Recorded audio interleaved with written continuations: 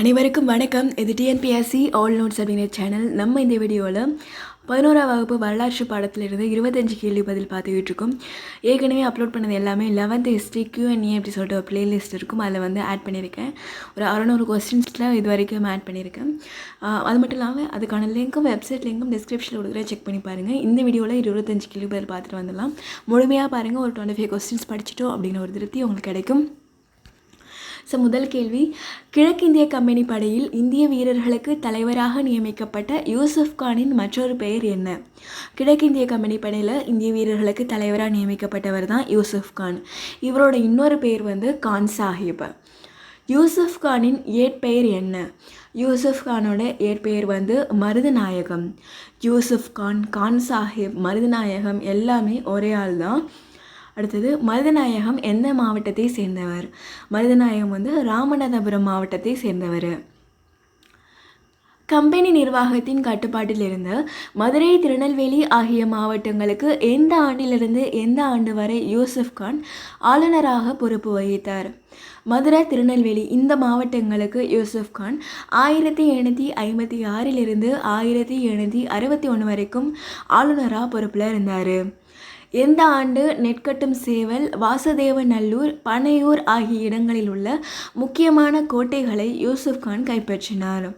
நெற்கட்டும் சேவல், வாசுதேவநல்லூர், பனையூர் இந்த இடங்களில் இருக்கக்கூடிய கோட்டைகளை 1761 மே 16 அன்னைக்கே யூசுப் கான் வந்து கைப்பற்றியிருக்காரு. யூசுப் கான் துரோக குற்றச்சாட்டு சுமத்தி எந்த ஆண்டு தூக்கிலிடப்பட்டார்? 1764 துரோக குற்றச்சாட்டு அவர் மேலே சுமத்தப்பட்டது. 1764 தான் தூக்கில் போட்டாங்க. ராமநாதபுரம் அரசர் செல்லமுத்து சேதுபதியின் மகள் யார்? ராமநாதபுரம் அரசர் செல்லமுத்து சேதுபதியோட மகள் வேலுநாச்சியார். வேலுநாச்சியார் யாரை மணந்தார்? வேலுநாச்சியார் கல்யாணம் பண்ணிக்கிட்டது சிவகங்கையோட அரசர் முத்துவடுகர் பெரிய உடையாரை கல்யாணம் பண்ணிக்கிட்டாங்க. வேலுநாச்சியாரோட மகள் பெயர் என்ன? வேலுநாச்சியாரோட மகள் பேர் வெள்ளச்சி நாச்சியார். வேலுநாச்சியார் யாருடைய ஆதரவில் திண்டுக்கல் அருகே விருபாட்சியில் யாரோட பாதுகாப்பில் 8 ஆண்டு காலம் வாழ்ந்து வந்தார்? 8 ஆண்டு காலம் ஹைதர் அலியோட பாதுகாப்பில் வாழ்ந்துட்டு வந்தார். தன் மீது நெருப்பு வைத்து கொண்டு ஆங்கிலேயரின் வெடிமருந்து கிடங்கில் நுழைந்து அதை அழித்த வேலுநாச்சியாரின் படையில் இருந்த பெண் யார்? குயிலி அப்படிங்கிறவங்க தான். அவங்க மேலே நெருப்பு வச்சுக்கிட்டு ஆங்கிலேயர்களோட வெடிமருந்து கிடங்கில் நுழைஞ்சு அதை அழிச்சாங்க. வேலுநாச்சியாரோட ஆலோசகராக இருந்தவர் யார்? வேலுநாச்சியாரோட ஆலோசகராக இருந்தது சின்னமருது. வேலுநாச்சியாரோட படைத்தளபதியாக நியமிக்கப்பட்டவர் யார்? வேலுநாச்சியாரோட படைத்தளபதியாக நியமிக்கப்பட்டது பெரிய மருது. சின்ன மருது வந்து ஆலோசகராக நியமிக்கப்பட்டார். பெரிய மருது வந்து படைத்தளபதியாக நியமிக்கப்பட்டார். வேலுநாச்சியார் எந்த ஆண்டு இறந்தார்? 1796 வேலுநாச்சியார் இறந்து போனாங்க. வீரபாண்டிய கட்டபொம்மனோட பிறந்த ஆண்டு என்ன?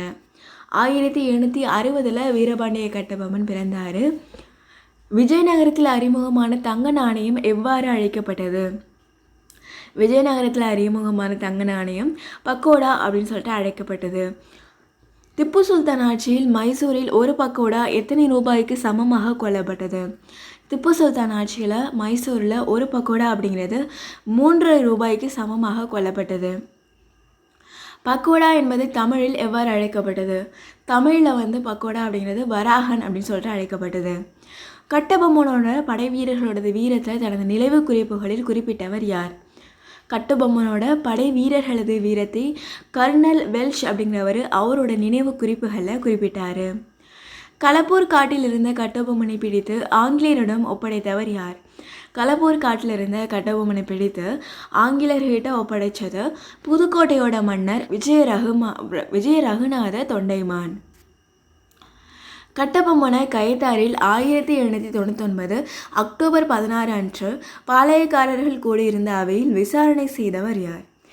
பானர்மேன் தான் விசாரணை பண்ணியிருக்காரு. எந்த வருடம்னு பார்த்துக்கோங்க, 1799 அக்டோபர் 16 அன்னைக்கு விசாரணை பண்ணிக்காரு.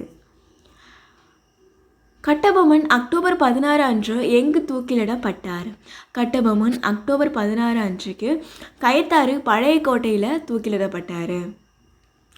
சிவகங்கை காட்டின் நடுவில் உள்ள காளையார் கோவில் கிளர்ச்சியாளர்கள் கூடும் இடமாகவும் அவர்களது அடையாளமாகவும் இருந்தது. காளையார் கோவில் அப்படிங்கிறது கிளர்ச்சியாளர்கள் கூடக்கூடிய இடமாகவும் அவங்களோட அடையாளமாகவும் இருந்தது. தென்னிந்திய கிளர்ச்சியோட வருடம் என்ன? தென்னிந்திய கிளர்ச்சியோட வருடம் 1801. சின்ன மருதுவும் அவரோட சகோதரர் வெள்ளை மருதுவும் 1801 அக்டோபர் 24 எங்கு தூக்கிலிடப்பட்டனர்? சின்ன மருதுவும் அவரோட சகோதரர் வெள்ளை மருதுவும் 1801 அக்டோபர் 24 அன்னைக்கு திருப்பத்தூரில் தூக்கில் போட்டாங்க. இதோட 25 கொஸ்டின்ஸ் பார்த்து முடிச்சிருக்கோம். இந்த வீடியோ உங்களுக்கு பயனுள்ளதாக இருந்ததுன்னா லைக் பண்ணுங்கள், ஷேர் பண்ணுங்கள், கமெண்ட் பண்ணுங்கள். டிஎன்பிஎஸ்சி ஆல் நோட்ஸ் அப்படிங்கிற சேனலை சப்ஸ்கிரைப் பண்ணுங்கள். நன்றி.